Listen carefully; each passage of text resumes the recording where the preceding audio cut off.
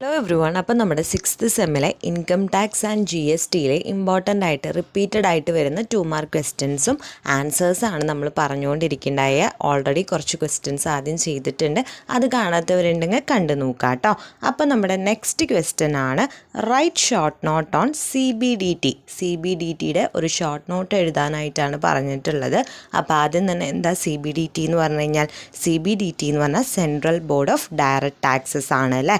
അപ്പോൾ central board of direct taxes എന്ന് പറയുന്നത് എന്താണ്? ഒരു എപ്പെക്സ് ബോഡിയാണ്. ആ ഒരു എപ്പെക്സ് ബോഡിയാണ് മൊത്തത്തിലുള്ള നമ്മുടെ ഡയറക്റ്റ് ടാക്സിനെ എന്ത് ചെയ്യുന്നത്? കൺട്രോൾ ചെയ്യുന്നത്. അതുപോലെ തന്നെ ഡയറക്റ്റ് ടാക്സസിനുള്ള പോളിസീസ് ഫോർമുലേറ്റ് ചെയ്യുന്നതും, അതുപോലെ തന്നെ ഡയറക്റ്റ് ടാക്സസ് ഇന്ത്യയിലെ ഡയറക്റ്റ് ടാക്സസിൻ്റെ മൊത്തത്തിലുള്ള അഡ്മിനിസ്ട്രേഷനൊക്കെ ആരാണ്? Central board of direct taxes ആണ്. അതുപോലെ തന്നെ ഡയറക്റ്റ് ടാക്സസിൻ്റെ ടാക്സ് ലോസ് ഇഫക്റ്റീവ്ലി ആണോ ഇംപ്ലിമെൻറ്റ് ചെയ്തിരിക്കുന്നത്, ഇങ്ങനെയുള്ള കാര്യങ്ങളെല്ലാം നോക്കുന്നതും റെസ്പോൺസിബിൾ ആയിട്ടുള്ളതും ആരാണ്? CBDT ആണ്. അതുപോലെ തന്നെ CBDT ഫങ്ഷൻ ചെയ്യുന്നത് എന്തിൻ്റെ അണ്ടറിലാണ്? Department of revenue, ministry of ഫിനാൻസിൻ്റെ അണ്ടറിലാണ് ഈ CBDT എന്ത് ചെയ്യുന്നത്? ഫങ്ഷൻ ചെയ്യുന്നത്. അപ്പോൾ അതാണ് എന്തെന്ന് പറയുന്നത്? CBDT, central board of direct taxes എന്ന് പറയുന്നത്. അപ്പോൾ central board of direct taxes ആണ് എന്ത് ചെയ്യുന്നത്? നമ്മുടെ ഡയറക്റ്റ് ടാക്സ്, ഇന്ത്യയിലെ ഡയറക്റ്റ് ടാക്സിൻ്റെ അഡ്മിനിസ്ട്രേഷനും അതുപോലെ തന്നെ പോളിസീസ് ഫോർമുലേറ്റ് ചെയ്യുന്നതും. എപ്പെക്സ് ബോഡി എന്ന് പറയുന്നത് ഏതാണ്? Central board of direct taxes ആണ്. ഓക്കെ അല്ലേ? അടുത്ത ക്വസ്റ്റ്യൻ ആണ് what is the purpose of A pan. എന്താണ് പാൻ എന്നുള്ളത് നമ്മൾ കഴിഞ്ഞതിൽ പറഞ്ഞു. അതുപോലെ തന്നെ പാന് കുറച്ച് പർപ്പസസ് ഉണ്ട്. എന്തൊക്കെ പർപ്പസസ് ആണുള്ളത്? അതായത് ടാക്സ് പേ ചെയ്യുന്ന ആളുകൾക്ക് മാൻഡേറ്ററി ആയിട്ട് വേണ്ട ഒന്നാണ് ഈ പാൻ എന്ന് പറയുന്നത്. അതെന്തിനു വേണ്ടിയിട്ടാണ്? അവർക്ക് റിട്ടേൺസ് ഫയൽ ചെയ്യാനും അതുപോലെ തന്നെ അവർക്ക് ഹൈ വാല്യൂ ആയിട്ടുള്ള ട്രാൻസാക്ഷൻസ്, നല്ല എമൗണ്ട് കൂടിയ ട്രാൻസാക്ഷൻസ് ഒക്കെ നടത്തുന്നുണ്ടെന്നുണ്ടെങ്കിൽ എന്താണ്? പാൻ മാൻഡേറ്ററി ആണ്. അതുപോലെ തന്നെ TDS ഉണ്ട്, ടാക്സ് ഡിഡക്റ്റഡ് അറ്റ് സോഴ്സ് ഉണ്ടെങ്കിലും എന്ത് വേണം? ഈ ഒരു പാൻ വേണമെന്നാണ് പറയണത്. അതുപോലെ തന്നെ പാൻ പിന്നെ എന്തിനൊക്കെയാണ് നമ്മൾ യൂസ് ചെയ്യണേ? ടാക്സ് ഒബ്ലിഗേഷൻസ്, ബാധ്യതകൾ ഉണ്ടെന്നുണ്ടെങ്കിൽ അത് ട്രാക്ക് ചെയ്യാൻ വേണ്ടിയിട്ട്, അതുപോലെ തന്നെ ടാക്സ് ഡിഡക്ഷൻസ് ആക്യുറേറ്റ് ആയിട്ട് ചെയ്യുന്നതിന് വേണ്ടിയിട്ട്, അതുപോലെ തന്നെ ടാക്സ് ഇവേഷൻ പ്രിവെൻറ്റ് ചെയ്യാൻ വേണ്ടിയിട്ടൊക്കെയാണ് നമ്മൾ ഈ ഒരു പാൻ എന്ത് ചെയ്യുന്നത്?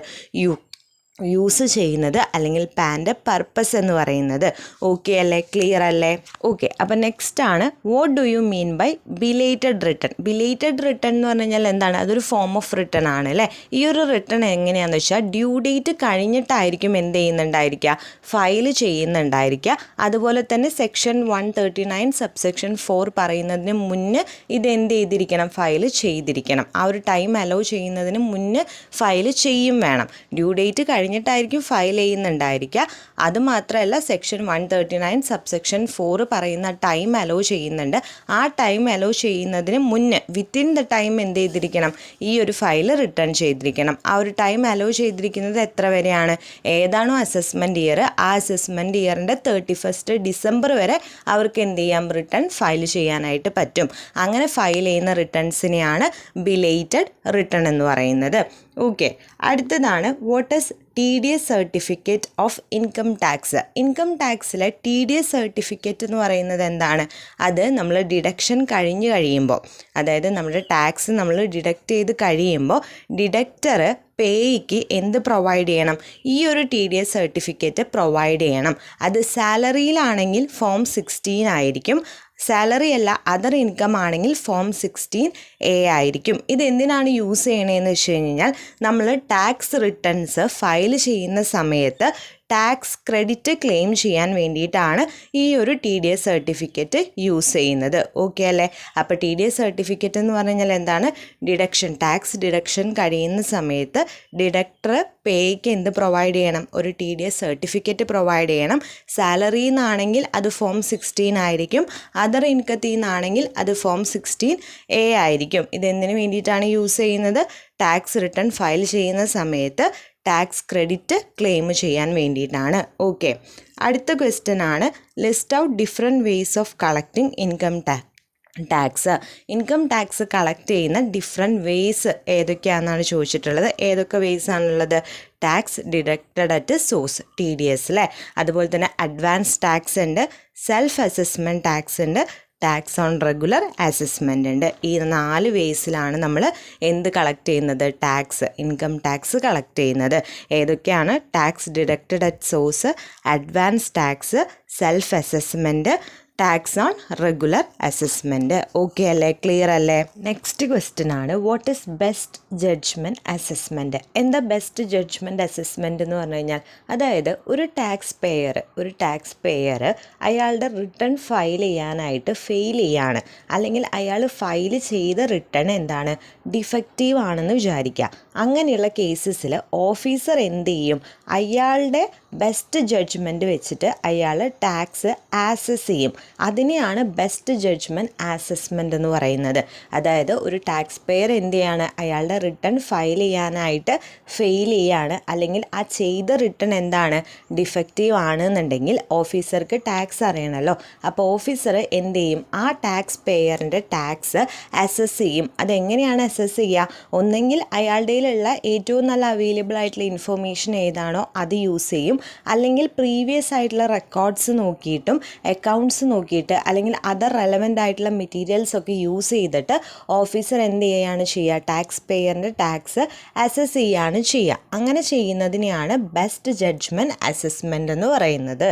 അടുത്തതാണ് define zero rated supply. Zero rated supply എന്ന് പറയുന്നത് എന്താണ്? അതായത് സീറോ റേറ്റഡ് സപ്ലൈ എന്ന് പറയുന്നത് ഗുഡ്സ് ആൻഡ് സർവീസസിൻ്റെ സപ്ലൈ തന്നെയാണ്. ഈ ഗുഡ്സ് ആൻഡ് സർവീസസിൻ്റെ സപ്ലൈയിൽ GST എന്ന് പറയുന്നത് എത്രയായിരിക്കും? 0% ആയിരിക്കും.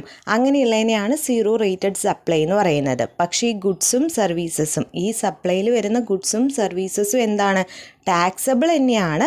പക്ഷേ റേറ്റ് ഓഫ് ടാക്സ് എന്ന് പറയുന്നത് എത്രയായിരിക്കും? 0 ആയിരിക്കും എന്നാണ് പറയുന്നത്. ഓൾറെഡി ഈ ഗുഡ്സ് ആൻഡ് സർവീസസിന് എന്ത് ചെയ്യണം, ടാക്സബിൾ ആണത്, എക്സംപ്റ്റഡ് ഒന്നുമല്ല. പക്ഷേ അതിൻ്റെ റേറ്റ് ഓഫ് ടാക്സ് എന്ന് പറയുന്നത് എത്രയായിരിക്കും? 0% ആയിരിക്കും. അങ്ങനെയുള്ളതിനെയാണ് സീറോ റേറ്റഡ് സപ്ലൈ എന്ന് പറയുന്നത്. അടുത്തതാണ് what are different taxes in GST system. GST സിസ്റ്റത്തിലുള്ള ഡിഫറെൻറ്റ് ടൈപ്പ് ഓഫ് ടാക്സസ് ഏതൊക്കെയാണ്? SGST ഉണ്ട്, CGST ഉണ്ട്, UGST ഉണ്ട്, IGST ഉണ്ട്. 4 ഏതൊക്കെ ടാക്സസ് ആണ്? SGST, CGST, UGST, IGST. SGST എന്ന് പറഞ്ഞു കഴിഞ്ഞാൽ state goods and services tax, UGST union territory goods and services tax, CGST central goods and services tax, IGST integrated goods and services tax. ഇത്രയും taxes ആണ് എന്തിലുള്ളത്? GST സിസ്റ്റത്തിലുള്ളത്. Okay അല്ലേ? അടുത്തതാണ് define aggregate turn over. എന്താ aggregate turnover എന്ന് പറഞ്ഞു കഴിഞ്ഞാൽ? Aggregate turnover എന്ന് പറഞ്ഞു കഴിഞ്ഞാൽ ഒരു ടാക്സ് പേയറിൻ്റെ എല്ലാ ടാക്സബിൾ ആയിട്ടുള്ള സപ്ലൈസിൽ നിന്നും, അതുപോലെ തന്നെ എക്സംപ്റ്റ് സപ്ലൈസിൽ നിന്നും, ഗുഡ്സ് ആൻഡ് സർവീസസിൻ്റെ എക്സ്പോർട്ടിൽ നിന്നും, ഇൻ്റർ സ്റ്റേറ്റ് സപ്ലൈസിൽ നിന്നും എല്ലാം കിട്ടുന്ന ടോട്ടൽ ടേൺ ഓവറിനെ ആ ഒരു ഫിനാൻഷ്യൽ ഇയറിൽ ടാക്സ് പേയർക്ക് എല്ലാ ടാക്സബിൾ സപ്ലൈസിൽ നിന്നും, എക്സംപ്റ്റ് സപ്ലൈസിൽ നിന്നും, ഗുഡ്സ് ആൻഡ് സർവീസസിൻ്റെ എക്സ്പോർട്ടിൽ നിന്നും, അതുപോലെ തന്നെ ഇൻ്റർ സ്റ്റേറ്റ് സപ്ലൈസിൽ നിന്നും ഒക്കെ കിട്ടിയിരിക്കുന്ന ടോട്ടൽ ടേൺ ഓവറിനെയാണ് അഗ്രഗേറ്റ് ടേൺ ഓവർ എന്ന് പറയുന്നത്. അഗ്രഗേറ്റ് ടേൺ ഓവർ എന്ന് പറഞ്ഞു കഴിഞ്ഞാൽ ടാക്സ് പേയർക്ക് ആ ഒരു ഫിനാൻഷ്യൽ ഇയറിൽ കിട്ടിയിരിക്കുന്ന എല്ലാ ടേൺ ഓവറും, എന്ന് പറയുമ്പോൾ ടാക്സബിൾ സപ്ലൈസിൽ നിന്നുള്ളത്, എക്സംപ്റ്റ് സപ്ലൈസിൽ നിന്നുള്ളത്, ഗുഡ്സ് ആൻഡ് സർവീസസിൻ്റെ എക്സ്പോർട്ടിൽ നിന്നുള്ളത്, അതുപോലെ തന്നെ ഇൻ്റർ സ്റ്റേറ്റ് സപ്ലൈസിൽ നിന്നുള്ളത്, ഇതിൽ നിന്നെല്ലാം കിട്ടുന്ന ടോട്ടൽ ആയിട്ടുള്ള ടേൺ ഓവറിനെയാണ് അഗ്രഗേറ്റ് ടേൺ ഓവർ എന്ന് പറയുന്നത്. ഓക്കെ അല്ലേ, ക്ലിയർ അല്ലേ? നെക്സ്റ്റ് ആണ് what is HSN code. HSN code എന്ന് പറഞ്ഞു കഴിഞ്ഞാൽ എന്താണ്? HSN എന്ന് പറഞ്ഞു കഴിഞ്ഞാൽ ഹാർമോണൈസ്ഡ് സിസ്റ്റം ഓഫ് നോമൻക്ലച്ചർ. അപ്പോൾ ഈ ഒരു കോഡ്, HSN കോഡ് എന്താണ്? HSN കോഡ് എന്തിനു വേണ്ടിയിട്ടാണ് യൂസ് ചെയ്യണമെന്ന് വെച്ച് കഴിഞ്ഞാൽ, നമുക്ക് GST കാൽക്കുലേറ്റ് ചെയ്യണമല്ലേ. GST കാൽക്കുലേറ്റ് ചെയ്യാൻ വേണ്ടിയിട്ട് നമ്മുടെ ഗുഡ്സ് ഉണ്ടാവും. ആ ഗുഡ്സിനെ നമുക്ക് എന്ത് ചെയ്യണം? ക്ലാസിഫൈ ചെയ്യണം. ഇങ്ങനെ ക്ലാസിഫൈ ചെയ്യാൻ വേണ്ടിയിട്ട് യൂസ് ചെയ്യുന്ന ഒന്നാണ് HSN കോഡ് എന്ന് പറയുന്നത്. ഈ ഒരു HSN കോഡ് ഇൻ്റർനാഷണലി അക്സെപ്റ്റഡ് മെത്തേഡാണ്. ഈ മെത്തേഡ് എന്തിനാണ് യൂസ് ചെയ്യണത്? അത് നമ്മുടെ പ്രോഡക്റ്റിനെ നെയിം ചെയ്യാനും ക്ലാസിഫൈ ചെയ്യാനും ഐഡൻറ്റിഫൈ ചെയ്യാനൊക്കെ യൂസ് ചെയ്യുന്ന ഒരു ഇൻ്റർനാഷണലി ആക്സെപ്റ്റഡ് മെത്തേഡാണ് harmonised system of nomenclature HSN code എന്ന് പറയുന്നത്. അപ്പോൾ HSN കോഡ് യൂസ് ചെയ്യുന്നത് എന്തിനു വേണ്ടിയിട്ടാണ്? നമുക്ക് GST കാൽക്കുലേറ്റ് ചെയ്യാനായിട്ട്, ഗുഡ്സിനെ ക്ലാസിഫൈ ചെയ്യാനാണ് ഈ ഒരു കോഡ് യൂസ് ചെയ്യുന്നത്. ഇത് ഇൻ്റർനാഷണലി ആക്സെപ്റ്റഡ് മെത്തേഡാണ് എന്തിനു വേണ്ടിയിട്ട്? പ്രോഡക്റ്റിനെ നെയിം ചെയ്യാനും ക്ലാസിഫൈ ചെയ്യാനും ഐഡൻറ്റിഫൈ ചെയ്യാനൊക്കെ. ഓക്കെ അല്ലേ? അടുത്ത ക്വസ്റ്റ്യൻ ആണ്, what is the content of a GST tax invoice? GST tax invoice എന്താണെന്നല്ല ചോദിച്ചിരിക്കുന്നത്, GST ടാക്സ് ഇൻവോയ്സിൽ എന്തൊക്കെ കണ്ടൻറ്റ് ഉണ്ടാവും, എന്തൊക്കെ കാര്യങ്ങളാണ് ഉണ്ടായിരിക്കുക. ഒരു GST ടാക്സ് ഇൻവോയ്സ് ആണെങ്കിൽ അതിൽ എന്തൊക്കെ ഉണ്ട് എന്നാണ് ചോദിച്ചിട്ടുള്ളത്. എന്തൊക്കെ ഉണ്ടായിരിക്കും? ആ ഒരു സപ്ലൈ എന്താണോ സപ്ലൈ നടന്നിട്ടുള്ളത് ആ ഒരു സപ്ലൈയുടെ ഡീറ്റെയിൽസ് ഉണ്ടായിരിക്കും, അതിൻ്റെ ക്വാണ്ടിറ്റി കൊടുത്തിട്ടുണ്ടായിരിക്കും, വാല്യൂ കൊടുത്തിട്ടുണ്ടായിരിക്കും, എത്രയാണോ അപ്ലിക്കബിൾ ആയിട്ടുള്ള GST റേറ്റ് അത് കൊടുത്തിട്ടുണ്ടായിരിക്കും, എത്ര എമൗണ്ട് ആണോ GST ചാർജ് ചെയ്തിരിക്കുന്നത് ആ ഒരു എമൗണ്ടും കൊടുത്തിട്ടുണ്ടായിരിക്കും. അതുപോലെ ഈ ഒരു ഡോക്യുമെൻ്റ് എന്ന് പറയുന്നത് റെസിപ്പൻറ്റിന് ഏറ്റവും ക്രൂഷ്യൽ ആയിട്ടുള്ള ഒന്നാണ്. എന്തിനു വേണ്ടിയിട്ടാണ്? ഇൻപുട്ട് ടാക്സ് ക്രെഡിറ്റ് ക്ലെയിം ചെയ്യാനായിട്ട്.